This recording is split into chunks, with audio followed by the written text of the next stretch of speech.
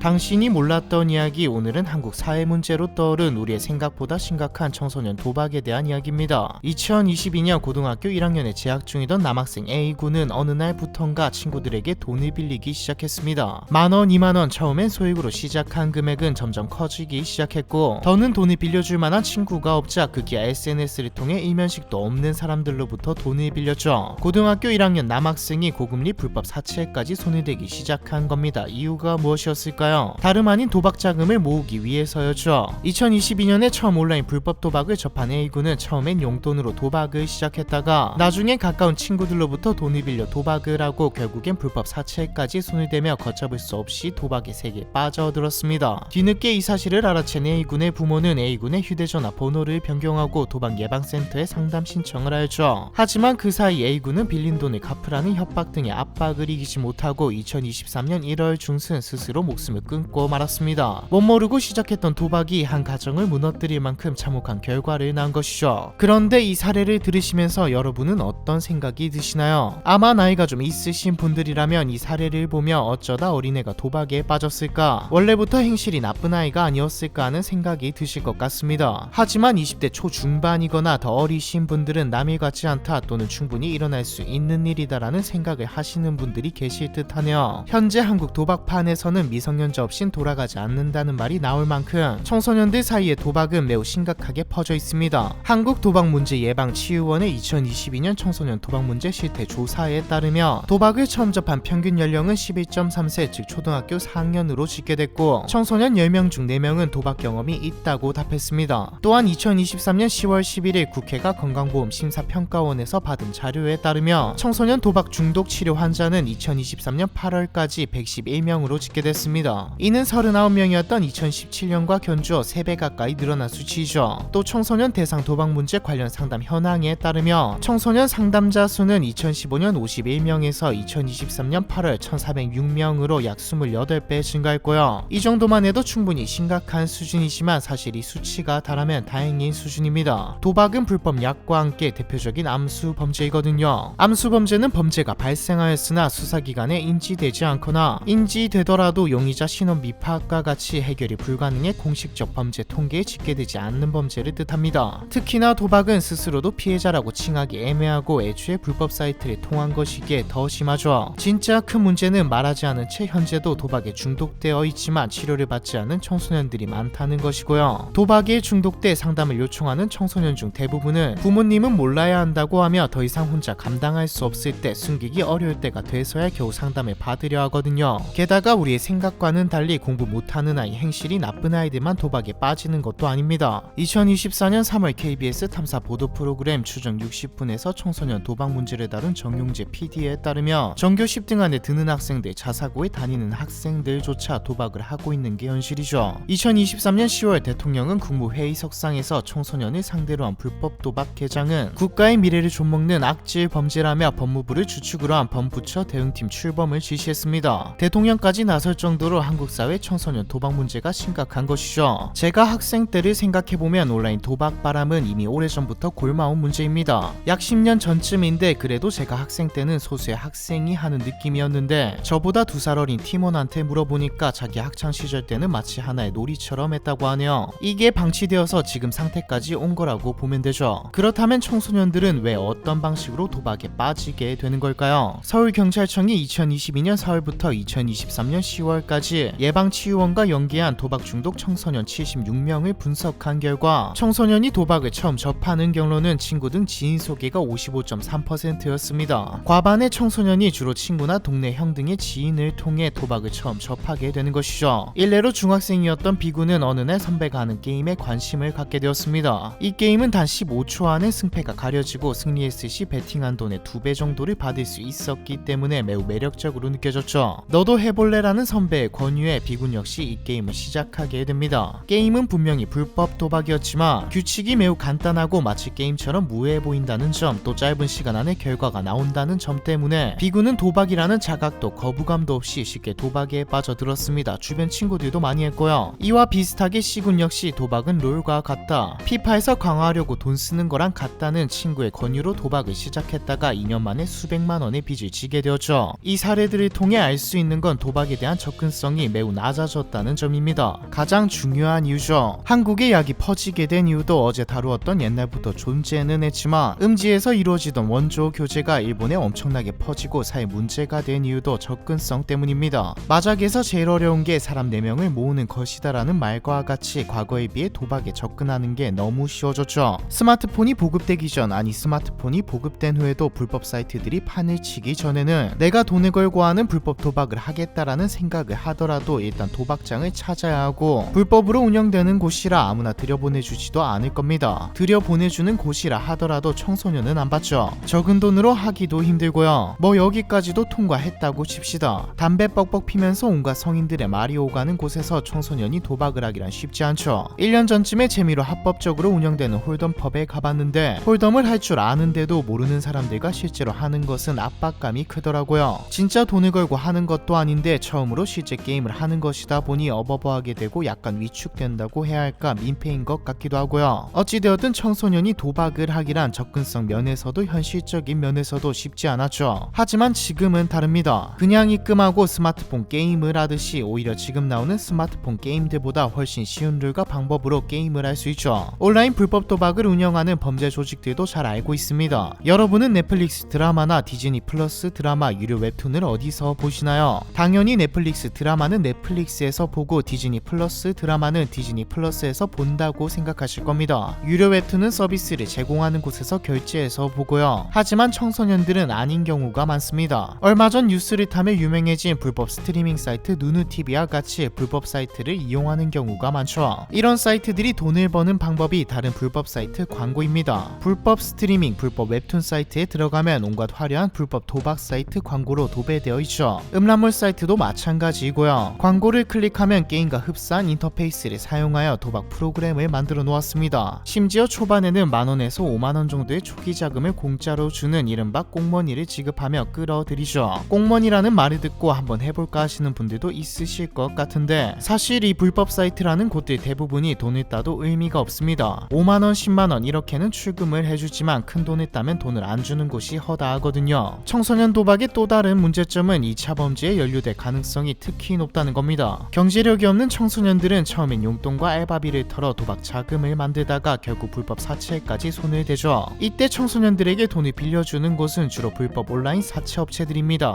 100만원을 빌렸는데 정신 차려보면 빚이 2천만원이 돼 있는 그런 곳들이죠. 도박 자금을 모으기 위해 혹은 고금리의 사채를 갚기 위해 사기나 절도 같은 범죄에 가담하거나 아예 불법 도박 범죄 조직의 일원이 되어 총판 역할을 하기도 합니다. 총판은 도박 사이트에 회원을 소개한 뒤 수수료를 챙기는 이른바 모집책인데, 총판이 받는 수수료는 도박 참가자들이 입은 손실의 10%에서 20% 수준으로 알려져 있죠. 실제로 2024년 3월 해외에 거점을 둔 5천억 원대 불법 인터넷 도박 업체를 운영한 일당이 경찰에 붙잡혔는데, 이들은 12명의 10대 청소년에게 총판 역할을 맡긴 것으로 드러나 논란이 되었습니다. 그 중에서는 중학교 2학년 학생도 있었는데 이들 모두 친구들이 도박에 끌어들여 수수료를 챙긴 것으로 확인되었죠. 그런데 사실 접근성이야 모든 연령대가 함께 높아졌습니다. 청소년 말고도 성인도 쉽게 접근할 수 있게 되었죠. 왜 청소년만 유독 문제라고 난리인 걸까요? 담배, 술처럼 불법인데 어린애들이 하니까 더 문제 삼는 것일까요? 아니죠. 앞에서 나온 한국 도박판은 미성년자 없인 돌아가지 않는다는 말을 보면 알 수 있듯 접근성과는 또 별개로 유난히 청소년들이 많이 합니다. 일반적으로 사람은 위험을 피하고 싶어 합니다. 얼마 전에 다루었던 B2 영끌 빚쟁이가 된 청년들에서 나온 청년들이 빚까지 끌어써가며 투자했던 이유는 위험하지 않다고, 리스크가 거의 없다고 생각했기 때문이죠. 투자는 당연히 리스크를 안고 가는 것임에도 제대로 공부하지 않고 무조건 돈 번다, 지금 아니면 기회가 없다는 말에 넘어간 사람들이 대부분입니다. 하지만 도박은 다르죠. 리스크가 없다고 생각할 수 없는 순간순간이 리스크인 게임입니다. 성인들이 청소년보다 온라인 도박에 덜 빠져드는 이유는 도박하면 패가 망신한다는 교육도 있지만 위험을 피하고 싶어하는 성향 때문이죠. 위험 감수, 리스크 테이킹에 대한 논의는 1960년대 초반부터 오래전부터 연구되어 왔습니다. 위험을 피하고 싶어하는 것은 인간의 본능인데 왜 특정한 순간 혹은 일부 사람들은 위험을 감수하냐는 내용이죠. 결론적으로 위험 감수는 감각 추구와 자아, 자제력, 충동성, 반사회적 성향과 연관되어 있습니다. 이성보다 감정이 앞설수록 자아가 덜 형성되어 있을수록 자제력이 부족할수록 충동성이 강할수록 위험 감수를 더 많이 하죠. 특히 여기서 말하는 충동성은 장기적인 미래지향적인 보상이 아닌 즉각적인 보상을 더 선호하는 것을 뜻합니다. 딱 청소년기이죠. 그리고 우리 두뇌에서 충동과 욕구를 억제하는 즉 참을성을 담당하는 부분이 전두엽입니다. 전두엽은 가장 늦게 생성되어 오래 자라는 부분으로 보통 고등학교를 졸업할 때까지 계속 발달하는 영역이죠. 전두엽의 발달이 미흡한 청소년 시기에 도박과 같이 강한 쾌락에 반복적으로 노출되며 성인보다 더 쉽게 더 심각한 중독으로 발전할 가능성이 크고 성인이 된 이후에도 도박이 주는 보상회로에 크게 반응하도록 뇌가 변화하여 완치가 어려워집니다. 중독이란 것은 개인의 의지만으로는 끊어낼 수 없는 일종의 뇌질환이기 때문에 반드시 치료를 받아야 하지만 부모님에게 알려질까 하는 두려움 때문에 치료도 받지 않고요. 심각한 사회 문제인 건 알겠는데 그래서 어떻게 해야 문제를 없앨 수 있을까요? 모든 문제들의 가장 명쾌한 해결법은 원인 제거입니다. 도박은 불법 약과 거의 똑같습니다. 원인도 문제 해결 방법도 말이죠. 불법 약과 도박 전부 한 사람을 극단적으로 처벌한다고 해결되는 문제가 아닙니다. 약과 도박은 모두 중독, 즉 사실상 병이거든요. 치료와 재활, 교육이 필요하죠. 만약 처벌만 하고 치료와 교육이 동반되지 않는다면 이들은 처벌을 받고도 다시 중독에 빠지게 됩니다. 자기가 컨트롤할 수 있는 영역이 아니니까요. 악순환의 반복이죠. 치료도 중요하지만 가장 중요한 건 접근성을 낮추는 겁니다. 즉 약으로 치자면 공급업체, 도박으로 치자면 불법 사이트를 없애야 한다는 것이죠. 운영자들을 싸그리다 잡아놓고 높은 형량을 때리는 것을 넘어 새로 생겨나는 업체도 원천 봉쇄해야 새로운 중독자들이 생기지 않습니다. 아무리 학교에서 예방 교육이니 뭐니 해도 결국 접근이 가능하다면 예방은 힘들죠. 사회를 좀먹고 가정은 물론 개인의 삶까지 파탄으로 내모는 사회의 암 같은 존재들이 더 이상 생기지 않기를 바라며 한국의 사회 문제가 된 청소년 도박에 대한 이야기, 이번 편은 여기까지입니다.